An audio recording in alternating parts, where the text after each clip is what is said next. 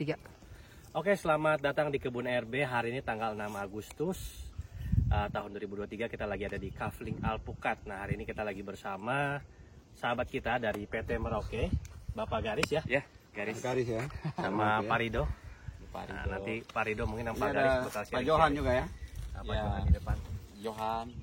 Mungkin Pak Rido bisa langsung. Jadi Pak Garis kebun ini ya.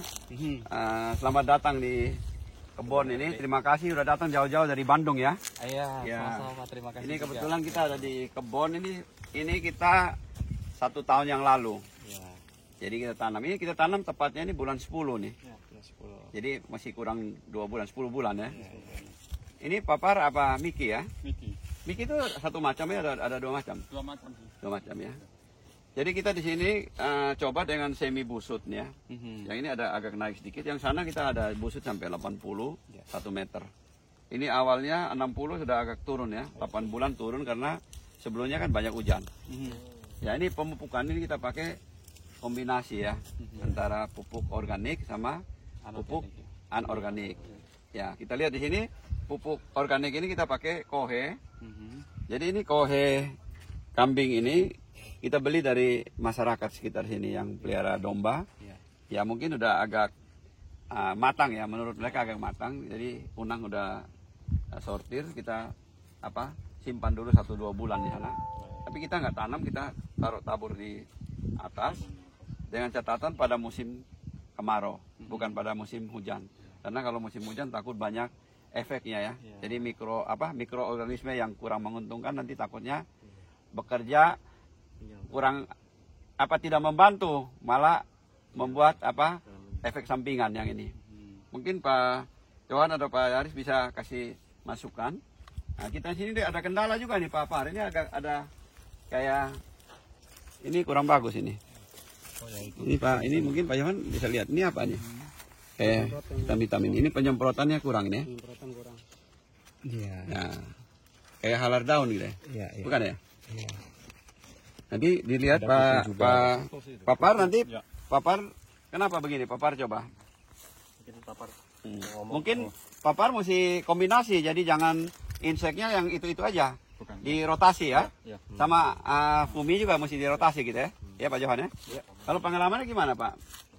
Iya, jadi sebetulnya kalau untuk kami sendiri kan kami lebih fokus di nutrisi, tapi ada beberapa gejala serangan dari OPT-nya, terutama dari kutu Pak. Ya kalau misalnya nanti lama-kelamaan kayak ada bawa semut atau apa lagi, hati-hati juga kalau semut udah mulai masuk, berarti di situ ada kayak kutu perisai atau apa, dia kan mengeluarkan sejenis zat apa yang manis itu, jadi semut itu semeng gitu kan. Nah itu nanti pengendalian OPT-nya terutama dari pestisidanya harus ada rolling sih Pak, rolling daripada mencampur lebih baik kita rolling untuk mencegah resistensi gitu. 3-4 macam ya? Ya. Ada yang dia bilang yang full kontak sama ini tadi? Ada sistemik, ada Sistemik kontak. ya. Kalau yang insek ya? Ya. Kalau fumi itu? Ada preventif atau kuratif seperti itu Pak. Ya itu nanti dikombinasi aja. Kombinasi. Kalau yang kontak langsung itu maksudnya Papar semprot langsung mati. Kalau sistemik itu dia nanti masuk ke dalam jaringan pohon, dimakan sama tanaman baru mati. Ya. Ini kayak kalau dijuru kayak embun jelaga. Embun jelaga ya. Iya. Ini satu pohonnya aja yang kelihatan aneh ya. Tuh, Pak. Ya kayak ini. Embun jelaga. Kalau ini kita lihat yang sebelah nggak ada masalah ya. Coba kita lihat. Kotoran yang ini. Ini oke ya, mulus. Mulus ya. Ada juga? Ada Pak. Penyemprotan yang kurang. Ya karena gini Pak, kalau misalnya saya ngasih saran kan, yang jadi permasalahan kan ini Pak, rumput. Jadi kalau misalnya yang namanya kutu-kutuan tuh, yang namanya OP itu paling seneng di rumput seperti ini. Nah, makanya harus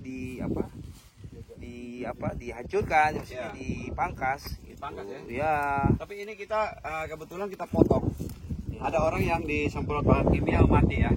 Tapi itu kurang bagus ya. Iya kan. Untuk long ada time beberapa paham Pak. Nah. Ada yang boleh, ada yang enggak gitu. Ada yang pahamnya beda gitu. Kalau misalnya ada yang kayak Bapak istilahnya. Cuma kalau misalnya memang kan ada beberapa yang namanya herbisida itu ada jenisnya kayak kontak sama yang sistemik juga Pak. Nah kalau misalnya kontak itu kayak pembakar paraquat, dia ngajarnya di atas saja, jadi nggak ada residu di tanah. Nah contohnya kayak gramoxone seperti itu ya. Cuma kekurangannya tembak kering tapi tumbuhnya lagi cepat juga. Nah jadi penyemprot. Cuman ada juga yang kedua jenisnya sistemik, bahan aktifnya kayak glifosat. Kalau glifosat itu dia nyerangnya ke akar tanaman, jadi residu di dalam tanahnya cukup lama. Jadi kita semprot ya mati pelan-lahan. Oh ya, mati perlahan-lahan. Cuman nanti residu di dalam tanahnya lumayan kalau glifosat. Kayak DMA itu udah nggak boleh kan? Nah, jadi kalau misalnya apa yang mau disemprot, kalau misalnya kayak paham Bapak yang mau investasi di tanah yang lebih baik, ya mendingan yang paraquat aja. Dipotong. Bukan paraquat, apa yang semprot cuman yang kontak. Jadi dia nggak ke tanah, cuman di atas doang pembakar. di atas aja? Iya. Ada itu ya? Ada. Mereknya kayak apa ya, Gramoxone seperti itu, Pak. Cuman Kalau ya itu- disemprot jangan kena ke pohon itu dia bagus. Bagus di Bisa sini. tahan lebih lama. Iya, cuman yang jadi masalah kalau yang pembakar itu dia naik lagi juga cepet juga karena nggak masuk ke tanah. Oh. Kalau ini kita potong. Ya udah pangkas aja. Kalau potong mutar terus habis. Iya. Nah, cuma yang bekas potong ini Tumbuh kita lagi jadi nanti. kompos. Oh, kompos ya. Ya, jadi kompos. Seperti ini dikelilingin ini seperti ini, Be, lihat. Iya. Seperti ini kompos. Jadi kita nih kompos yang pupuk organiknya ini kita selain dari pakai kohe, kita pakai dari bubut juga, pot juga gitu. Karena untuk menjaga kelembaban, Pak. Ya. Ya, menjaga kelembapan. Seperti itu yang masih baru kita tanam 7 sampai 10 bulan lah itu. Terus udah tanahnya belum tumbuh rumput. Sebelah itu. Itu juga ada apa, Pak? Nah, kita lihat yang lebih umurnya lebih udah 1 tahun. Boy. Nah, kita lihat yang 1 tahun.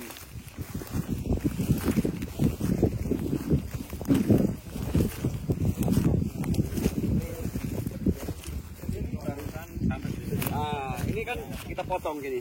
Ya, kita potong. Kita rolling. Rolling potong, Motongnya aja belum nyampe. Ini sono udah.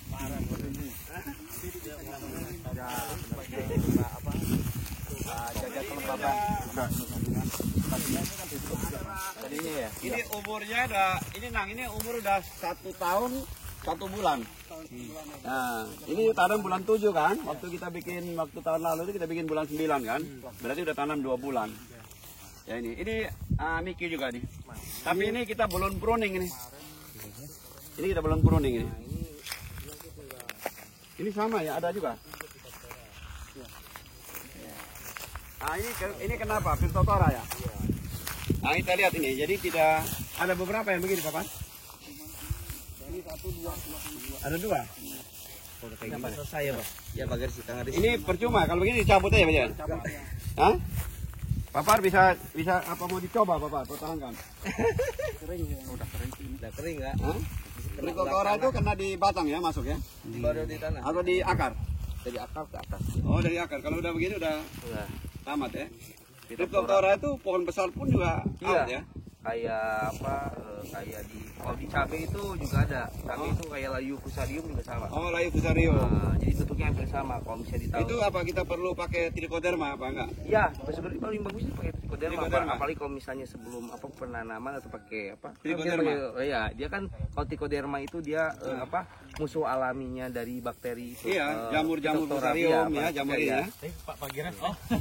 Kalau Apa Pak Gires mau nambahin tadi? ya misalnya kalau misalnya ini perbedaan antara fusarium atau nanti bakteri ya coba nanti kita masukin aja ini Pak kalau dia nanti Di bawah ya. ada kayak turbit keluar asap atau apa berarti dia bakteri tapi kalau enggak ya berarti pasti dari jamur. Piltophthora ya. Ya, Piltophthora. Nanti pengendaliannya itu aja tadi Pak ada bisa beberapa ya ada rutin kapur tambah CU juga kufur Ini juga dicoba aja, Bapak. Kalau mau Jadi treatmentnya ini mau kalau mau ya. ya Jadi Pak Garis ya. Bisa tapi ya Dicoba ini saya rasa agak susah.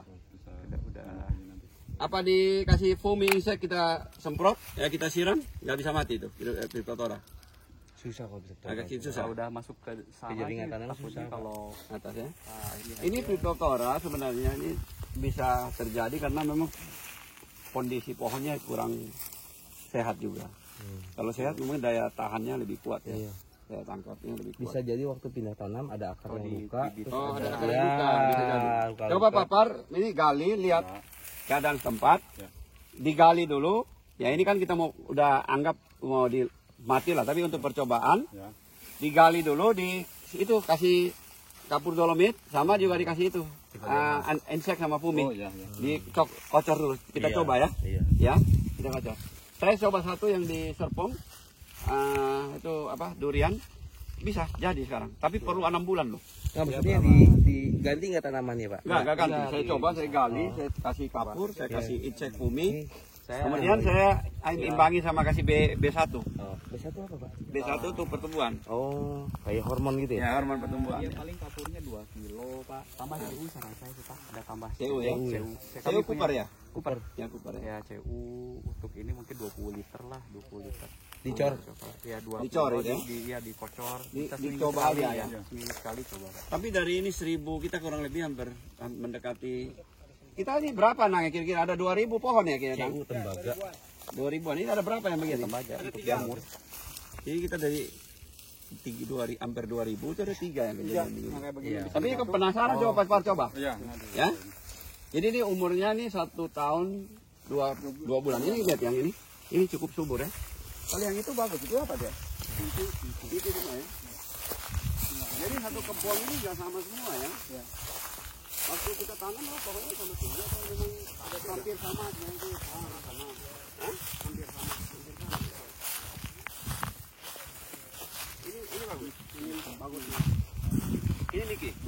Yang Niki dari sana udah coba ya. Iya. Ini kita belum pruning ya. Belum. Jadi ini Niki kita tanam ini bulan 7 ya. Iya. Ada gunting Pak Mar? Tadi Pak Arba. Bulan 7. Kalau kita pruning ini kan beda sama ini ya, sama durian ya.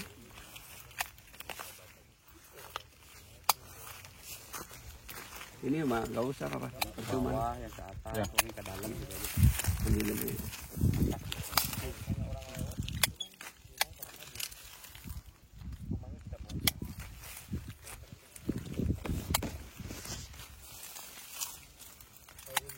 Tapi kadang-kadang di sini buahnya duluan.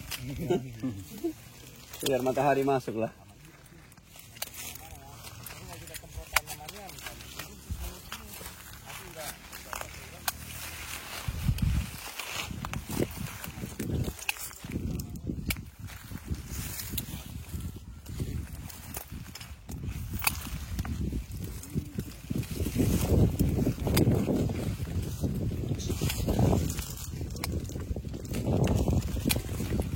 Ini mati boy.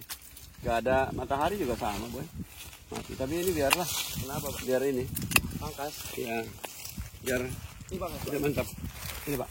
Bantu. Ya. Mati juga. Nggak kena matahari ya. Pak, ini mah nggak busuk, Pak. Busuk ya? Busuk. Busuk, Pak. Nanti kalau busuk mesti kasih itu. Kalau Ya? misalnya itu Kasih jamur. Pokoknya apa? Ya itu ambil juga. Ya, nggak pangkas ini seperti ini. Ini pangkas saya, kan? Mana? Ya. Mana? Ambil ya. Pangkas tuh. Oh iya, ke atas tuh. Ini juga saya rasa ini begini tali-tali ini ambil apa? Ya, ke bawah ya, kalau ke bawah ya ambil aja. Itu apa? Ya itu ambil. Ini ambil ya, biar terang sedikit. Ini 2 nih ambil tali. Ya, ini. Ya ambil. Ini Pangkas Pak. oke. Ini ke atas juga mas. Sedikit supaya nggak gulanya. Supaya nggak terlalu. Udah, jangan terlalu. Ini. Oke. Jadi kita lihat ini Miki ini bagus ya. Ini tidak kelihatannya nggak ada ini ya. Batangnya juga, boleh lihat nih, batangnya gede itu. Jadi 1 tahun 2 bulan begini ya. Kita tanam waktu itu. 1 tahun 2 bulan ya, Pak? Ya, kita tanam dari kira-kira 80 cm. Ini kita punya bibit ini dari teman kita yang dari Kediri, Pak Agus. Pak Agus dari Kediri, dia banyak bantu untuk apa alpukat ya, bibit alpukat. Kebetulan di Kediri itu mereka punya media tanah tuh ringan. Ringan gitu. Mungkin tanah yang seperti yang tadi Pak Yohan bilang. Ya, dia banyak suplai ya kemana-mana tuh Pak Agus, benar-benar bagus. Jadi satu desa diberdayakan semua, membantu kepala desa dia kebetulan. Mungkin Pak Agus kalau lihat ini pohonnya kaget ini sudah besar begini. Hah? Ya, cepat.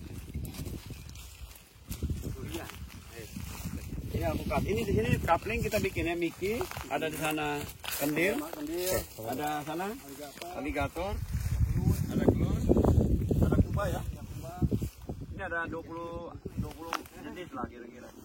Cuma kita sendiri dari kebun percontohan kita ada namanya Rit Serpong itu. Kita paten. Mungkin kalau ada yang dengar ini mau dia punya interest kita kasih. Nanti melalui Pak Yohan boleh. Ya. Di Bandung cocok itu. Iya.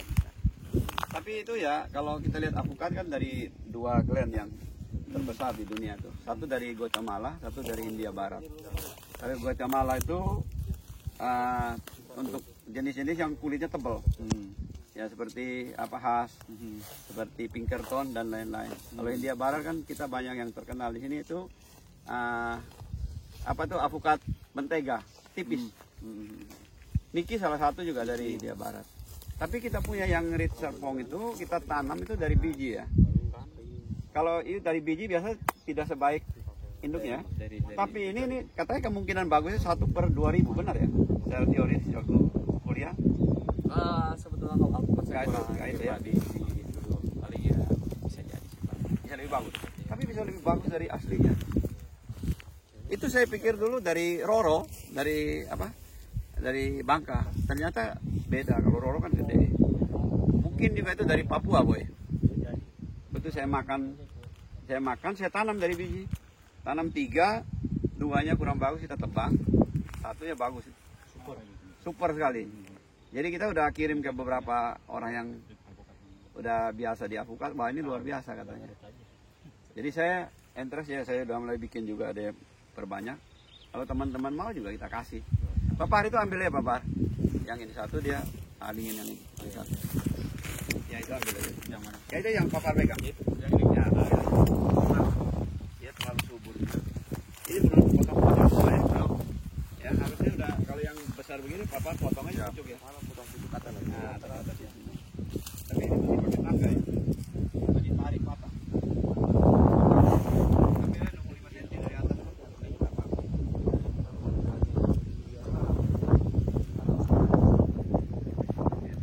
Nanti gunting dari atas gitu ya. Jadi ini kita tanam jaraknya ya, jarak alpukat juga mungkin jarak perlu diperhatikan untuk skala besar. Kalau orang di Taiwan itu dekat-dekat di pruning, dijaga. Nah ini kita kebetulan jarak ini tanam berapa? 6 kali 6. Kalau yang kendil 7 kali 6 dan 6 kali 7 ya. Banyak yang tanam terlalu dekat ya. 6 kali 6 ya rata-rata di situ. 6 kali 6 ya. Rata-rata ya. Tapi saya lihat ada beberapa yang 5 kali 5. Mungkin memang mau dipendekin ya. Dipendekin bisa ya. Atau lebar lopinya. Mungkin lahan terbatas, perlu banyak ya. Ya kita ada tuh, duren, kita tanam triple planting. Nanti kita kunjungan di belakangnya, triple planting. Ya, Ada double planting, triple planting ya? Kalau di Thailand itu double planting sama triple planting. Ya, double planting sama triple planting. Nggak pakai sepatu, takut ular, ini tajam juga. Iya. Boy, ini boy closing dulu. Kita menunjukkan main sini. Oke. Udah lapar kan? Apa? Si boy teman-teman. Nah ini narasumbernya Pak Garis juga udah mulai lapar ya. Jadi Pak Garis ini ya, kita Pak Johan, jadi pemupukan itu memang kalau idealnya itu anorganik dan organik ya. Anorganik ya. Pupuk hayati itu semuanya dikombinasikan. Kombinasi ya. Untuk pencegahan hama itu kita bisa pakai saya mungkin kimia, kita ada juga kalau skala kecil kita bisa pakai bahan-bahan dari tumbuh-tumbuhan alam. Tapi kalau dalam skala besar gini agak sedikit susah ya. Iya, dan Bapak perlu cepatkan penanganannya. Ya. Jadi kita juga gunain pupuk gitu ya. Jadi kita pakai bahan-bahan kimia tapi dengan ukuran tidak maksimal dulu ya. Terutama di musim panas gini ya, setengah aja dosis ya. Justru kalau harus tepat Pak. Tepat ya? Oh nanti nggak mati malah ya? Bukan, nggak mati satu, risiko berikutnya adalah dia jadi resisten. Untuk keturunan berikutnya dia jadi resisten. Jadi ini jelas boy? Tepat dosis, tepat caranya, tepat waktunya, ya banyak inilah tepat sasarannya. Misalnya kalau ada kutu ya berarti harus pakai yang pestisidanya bahan aktif untuk kutu seperti itulah. Jadi 4 tepat Pak. Sama Jadi, pupuk juga. jadi takaran yang ada di botol itu kita ikutin ya. Ya. Ada yang bilang musim panas karena panas takut kebakar pakai separuh. Jadi ini salah ya. Kalau Nah, ini untuk kita tanaman melurusin, nggak Boy. boleh, nggak Hah? boleh Pak. Dia harus Nggak tepat. boleh. Jadi kebal. Iya, nanti resisten. Nanti Ya, untuk jadi generasi nanti berikutnya berikut dia- disemprot nggak mati dia. untuk generasi berikutnya. Nah, Jadi nanti turunan si hamanya nanti berikutnya ada kemungkinan nanti bisa resisten. Jadi selain insek, fumi harus tepat dosis. tepat dosisnya, tepat waktunya. Ya, kalau Gitu, pupuk tepat. mungkin kurang-kurang atau apa nggak ada masalah Nah, ya. kalau pupuk ya Ya. risikonya di situ. Tapi kalau pestisida terutama itu harus tepat. Ya. Kalau nggak tepat ada resistensi. Oke, hari ini jadi papar dengar? Papar dari Unang. Ya, jadi nggak usah setengah dosis. Karena setengah dosis jadi begini nih mungkin. Enggak, yang paling penting itu mungkin ketika kemarau, Bapak ketika aplikasi itu pastikan kondisi media tanamnya juga lembab. Lembab ya. Kalau Bapak memang nggak ketika musim kemarau juga kondisi tanahnya agak kering, Bapak aplikasi pestisida di atas, ya Kebakar. kemungkinan ada kebakaran. Nah, Saya karena nggak ada anggur suplai, saya, nggak ada karena suplai kebakaran. air ya.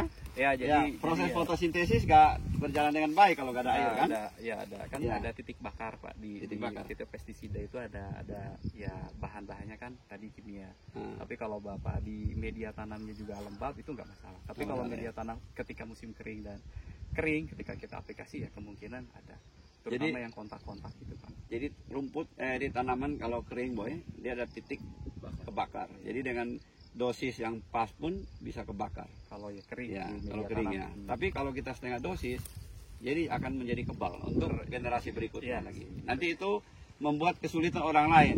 Jadi kita di sini membuat itu apanya spesiesnya kebal, nanti dia pergi tempat lain orang mau berantas susah. Iya. Ya, kalau di Jepang itu semua mereka tanam apa seragam. Jadi itu apa dia punya apa penanganan apa Hamanya, inseknya. hamanya itu Sampah. benar-benar terarah ya. Karena sana mereka pakai asuransi.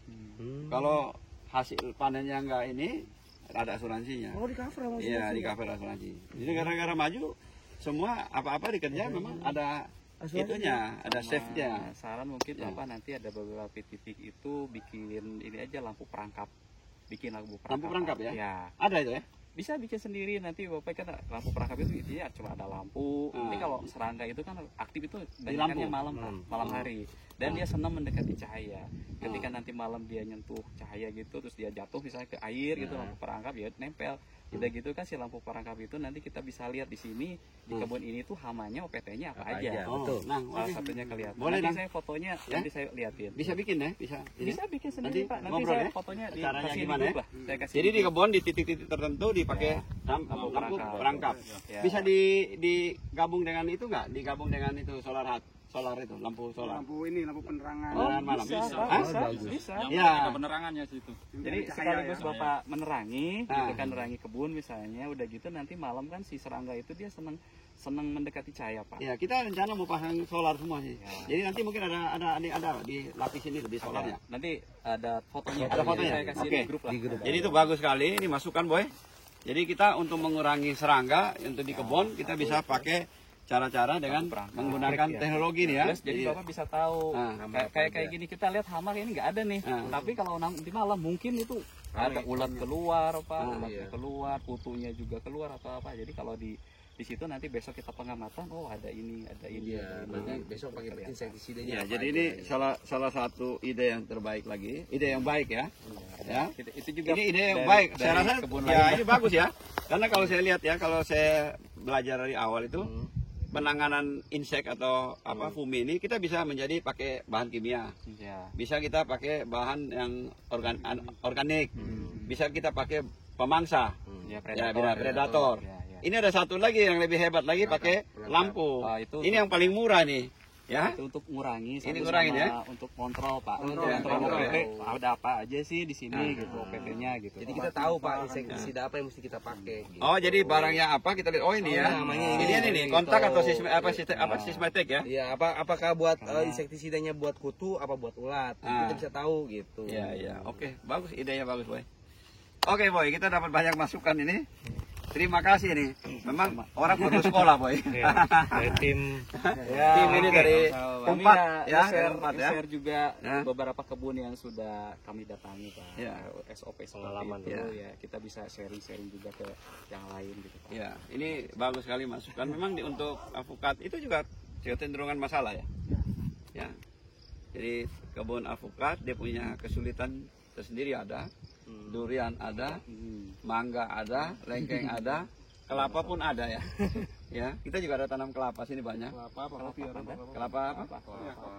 Kopior ada. Apa? Terus kelapa genjah, ya, ini sama ulung. Ya, kalau ada panen boleh. Tapi masih 3-4 tahun lagi ya, atau 2-3 tahun? 2-3 tahun lah, Pak. 2-3 tahun, Pak Par. Dan lama-lama. Kita ada nangka ini. Kita ada nangka ini, ada nangka madu. Nangka madu luar biasa. Kalau itu kan warna kuning, kalau yang warna merah itu yang dari Thailand. Itu kilonya luar biasa tuh orang beli. Tapi kalau saya ngomong takutnya itu teman saya itu beli sikit tuh beli satu lebih mahal dari durian. Iya Pak. Iya, yang warna merah ya. Dari karena belum ada mungkin sini belum banyak. Ya? Belum, Pak. Tapi yang nangka yang kuning saya di Serpong udah banyak. Wah ya enak setengah mati. Nangka madu namanya. Nangka salah kalah. Nangka madu tebal bijinya kecil, tebal. Dan dia kecil antara 2 sampai 8 kilo. 8 kilo bisa 3 kilo. Kalau penjarangan buah 8 kilo. Ya saya ingat penjarangan buah. Ya nanti kalau sampai ke kita udah punya pengalaman duren, buahnya kita nggak jarangin. Ya. Pas ke habis panen, tahu layu mati. Saya pikir tuh ada salah apa? Mungkin air kebanyakan hujan atau petir. Nutrisi Tapi keambil banyak Pak. ternyata dari nutrisi. Jadi makanya harus Pak dijarang. Johan apa ya mesti ya sering-sering kasih edukasi kalau kemana-mana ya supaya orang jangan sampai salah bahwa buah itu jangan banyak. Kalau bisa dijarangin, tinggal buah-buah yang premium yang ukuran bagus itu yang dipertahankan. Ya. Oke, boy kita lapar ya, kita makan dulu ya. Teman-teman kita break dulu. Jadi ini kita lagi ada di Kafling Alpukat tanggal 6 Agustus bersama Bapak Garis dan Garis. Yohan. Betul. Terima kasih teman-teman sudah meluangkan waktunya untuk nonton Kebun RB. Channel ini kita bikin untuk sharing ya Pak ya. Bukan untuk menggurui atau apa, untuk sharing ya Pak Rido ya. Iya. Berbagi pengalaman. Berbagi pengalaman. Kalau berhasil ya boleh diikutin. Betul. Mungkin kita kan baru pemula lah Pak ya. Ini kita pakar-pakarnya baru belajar. Tapi ini belajar di sekolah itu kan bukan ini baru belajar. Itu yang harus diterapin di lapangan. Betul. Jadi kalau ada yang salah mohon maaf. Iya, betul. Ya. Kita tidak sengaja kasih informasi yang salah, tapi kita berusaha untuk berbuat yang terbaik untuk semua pecinta kebun. Ya. Oke teman-teman, terima kasih sudah datang di channel Kebun RB. Jangan lupa like, comment, dan subscribe. Oke.